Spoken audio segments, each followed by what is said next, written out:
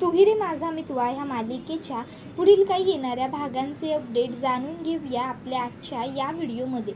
चला तर मग प्रेक्षकांनो सुरुवात करूया आपल्या आजच्या व्हिडिओला.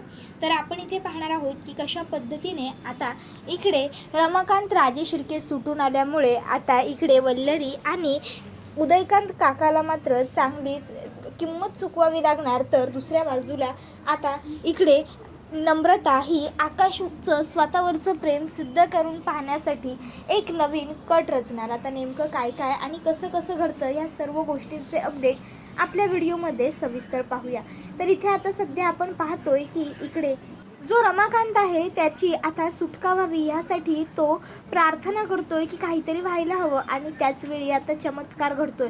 उदयकांतला बरेच दिवस दारू प्यायला भेटलेली नाही आहे. रमाकांतमुळे उदयकांतला आता दारू प्यायची खूप चटक आलेली आहे. पण जर दारू प्यायला जायचं असेल किंवा दारू आणायला जायचं असेल तर त्यासाठी या रमाकांतचा काहीतरी बंदोबस्त करायला हवा हे आता उदयकांतला माहिती आहे. मग आता काहीतरी बंदोबस्त करायला हवा. मग उदयकांत आता काय ठरवतो? उदयकांत ठरवतो की आता मी ह्या रमाकांतला बेशुद्ध करतो आणि मग त्यासाठी उदयकांत हा लगेचच रमाकांतच्या जेवणामध्ये गुंगीचं औषध मिसळतो आणि मग तो ते औषध मिसळतो आणि त्याच्यानंतर ते औषध घेऊन तो आता रमाकांतकडे येतो. रमाकांतकडे येऊन तो आता रमाकांतला ते जेवण देऊ करतो आणि म्हणत असतो, हे घे, जेवून घे दादा. त्याबरोबर आता ते तसलं जेवण दिल्याच्यामुळे रमाकांत हा त्याला विचारतो की अरे हे काय करतोयस तू? हे मला जेवण वगैरे तू का देतोयस? त्याबरोबर तो म्हणतो की का देतोय म्हणजे अरे तू माझा भाऊ आहेस, तुला जेवण मी नाही देणार तर कोण देणार? त्याबरोबर मग आता रमाकांतला डाऊट येतो की नक्कीच काहीतरी गडबड आहे. उदयकांतने या जेवणात काहीतरी मिसळलं आहे, काहीतरी असं आहे की मी हे जेवण खाल्लंच पाहिजे. उदयकांत म्हणतो घे घे जेवण घे. रमाकांत ते जेवण हातामध्ये घेतो आणि त्यातला फक्त एकच घास खातो. तर आता जो उदयकांत असतो ना तो विचार करतो की चला याने जेवायची सुरुवात केलेली आहे. आता यांनी जेवायची सुरुवात केली आहे म्हटल्यावर आता हा हे सगळं संपवणार. याने एकदा का हे सगळं खाऊन संपवून टाकलं की मग हा बेशुद्ध होणार आणि एकदा का हा रमाकांत बेशुद्ध झाला की त्यानंतर मग मात्र मला माझं काम करायला सोपं जाणार. वा वा वा, खरंच बरं झालं एका अर्थी हे जे काही होतं आहे ते. आता एकदा का ह्या रमाकांतने हे जेवून झाल्याच्या नंतर मी माझं काम सहज करू शकतो, दारू आणायला जाऊ शकतो. मग आता उदयकांत रमाकांतला जेवण देतो आणि जाऊन एका बाजूला बसतो. अर्ध्या तासाने आता तो विचार करतो, चला आता तो रमाकांत बेशुद्ध झालाही असेल येवाना, आता मी मस्त दारू पितो.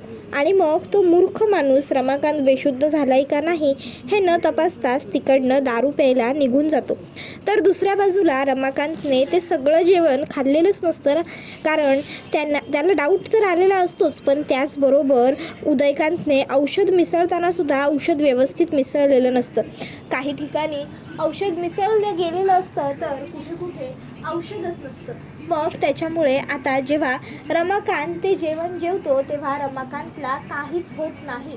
उलट रमाकांत बेशुद्ध होण्याऐवजी आता रमाकांत हा उदयकांतवरतीच लक्ष ठेवतो. तो बघत असतो की उदयकांतचं काय सुरू आहे, तो काय करतोय. आणि त्यावेळी मग आता त्याला कळतं की याचा अर्थ उदयकांतने आपल्याला बेशुद्ध करण्यासाठी ट्रॅप रचला होता. तर मग आता रमाकांत विचार करतो की जर उदयकांतला असं वाटत असेल मी बेशुद्ध आहे तर मला ह्याच संधीचा फायदा करून घेता आला पाहिजे. आणि मग आता रमाकांत ठरल्याप्रमाणे बेशुद्धीचं नाटक करू लागतो. तर दुसऱ्या बाजूला इकडे अर्णव ईश्वरीची खूप जास्त काळजी घेत असतो. तर हे सगळं काही आता जी नम्रता आहे नम्रताला बघवत नसतं. नम्रता हिला खूप जास्त जेलेसी फील होत असते. ती विचार करते एवढंसं लागलं आहे तर किती तो कांगावा, इशूला किती ती नाटकं करता येतात ना खरंच बाबा. तर त्यावेळी ती विचार करते एक मिनिट, नाही इशू नाटकं करते पण जिजूंचं काय? जिजू खरंच किती मनापासून आणि खरोखर इशूची काळजी घेत आहेत. त्यांना इशूबद्दल किती प्रेम आहे हे त्यांच्या ह्या वागण्यातून दिसतच आहे. पण आकाशसुद्धा माझी अशी काळजी घेतील का? आकाशचं सुद्धा माझ्यावर इतकं प्रेम आहे का? मगाशी मी म्हटलं तेव्हा ते बोलले तर खरे की ते सुद्धा काळजी घेतील, त्यांचं सुद्धा प्रेम आहे. पण खरंच त्यांचं माझ्यावर प्रेम आहे का नाही? नाही नाही नाही, असं गप्प बसून तर चालणार नाही. हातावर हात धरून आकाशचं माझ्यावर किती प्रेम आहे हे मला कळूच शकत नाही. आकाशचं माझ्यावर किती प्रेम आहे हे आता आकाशने सुद्धा सिद्ध करून दाखवलंच पाहिजे. पण मग ते कसं? मग नम्रता विचार करू लागते, मला काय करता येईल. आणि त्यावेळी तिला एक फालतू आयडिया सुचते, ती म्हणजे नाटक करण्याची. मग ती ठरवते की आता मी ताप आल्याचं नाटक करणार आणि मग मला ताप आला आहे हे जेव्हा आकाशना कळणार तेव्हा आकाश ताबडतोब माझ्यासाठी काय काय करू शकतात हे मला बघता येईल आणि ह्याच्यातूनच आकाशचं माझ्यावर किती प्रेम आहे हे मला ताबडतोब सिद्ध होईल. मग आता नम्रता ही तिच्या विचाराप्रमाणे वागायला सुरुवात करते. ती आता अंथरुणात पडते आणि आता सकाळी उठायच्या वेळी उठतच नाही. नम्रता मुद्दामून जाणून बुजून झोपूनच राहते. आकाश उठतो आणि ऑफिससाठी आवरायला लागतो. आता नम्रता विचार करते, एवढा वेळ झाला तरी आकाशना काहीच फरक पडत नाही मी न उठल्याने. तर बिचाऱ्या आकाशने काय विचार केलेला असतो की जाऊ देत, उलट जर झोपली आहे आराम करते तर हिला आराम करू देत. तसंही ही स्पर्धा वगैरे ह्या सर्व तामझामामुळे ही खूप जास्त थकली असेल. घरातलं सुद्धा बघायचं असतं आणि त्यात ही स्पर्धा वगैरे सुद्धा असते हिच्या मागे. मग आकाश म्हणून नम्रताला चांगल्या विचाराने उठवत नाही. इतक्यात आता नम्रता ऐगो करायला सुरुवात करते. आकाश नम्रताला विचारतो, नम्रता काय झालं? नम्रता म्हणते, आकाश मला खूप बरं वाटत नाही हो, ताप आल्यासारखं वाटतं. त्यावेळी आकाश नम्रताला म्हणतो, एकच मिनिट. तो आणि त्याला पटकन ब्रेकफास्ट घेऊन यायला सांगतो. तो नम्रताला म्हणतो, नम्रता नाश्ता करून घे तू पहिला. आणि मग आता तोपर्यंत तो अंजलीच्या रूममध्ये जातो आणि अंजलीकडनं तापाची एक गोळी घेऊन येतो. आणि त्यानंतर तो नम्रताला म्हणतो, नम्रता नाश्ता केलास? आता नम्रता ही आकाशला म्हणते, हो. आता खरं तर नम्रताची काय अपेक्षा होती की आकाशने मला स्वतःच्या हाताने खाऊ घालावं. पण खाऊ घालणं तर दूर, आकाशने तिला प्लेट दिली आणि सांगितलं की खाऊन घे आणि त्याने गोळी आणली तोपर्यंत जाऊन. मग तो नम्रताला म्हणतो, हे घे आता तू ही गोळी घे. गोळी घेतलीस आणि थोडा वेळ आराम केलास की तुला ताबडतोब बरं वाटून जाईल. धर. त्याबरोबर आता नम्रता ती गोळी घेते.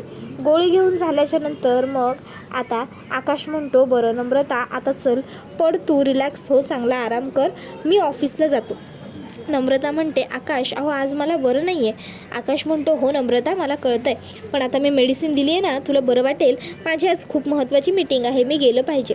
तर दुसऱ्या बाजूला इकडे उदयकांत आता दारूच्या नशेत टुल्ल असतो, तो झोपलेला असतो. त्याचवेळी ह्या संधीचा फायदा उचलत उदयकांतला चकवा देत रमाकांत तिकडनं सुटतो आणि आता तो ईश्वरीला फोन करून तो किडनॅप झाला होता एवढ्या दिवस आणि आता तो घरी परत येतोय हे सगळं सांगतो.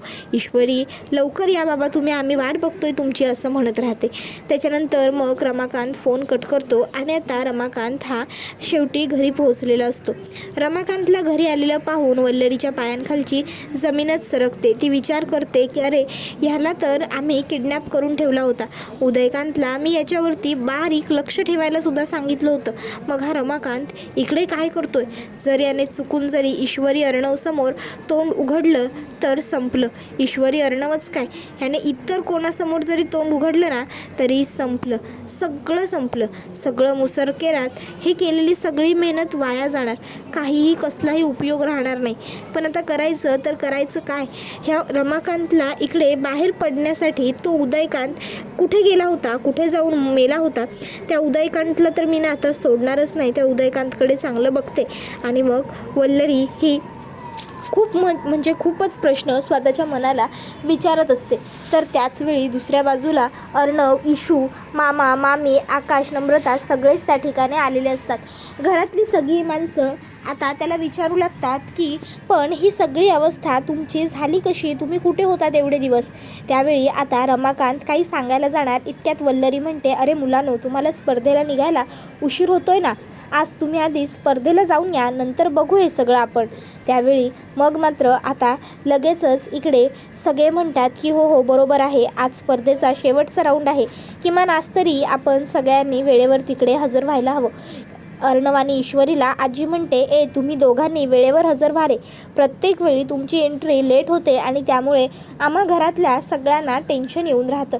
त्यावर आकाश म्हणत असतो, आजी तू काही काळजीच करू नकोस, यावेळी आमची एंट्री अगदी बरोबर होईल.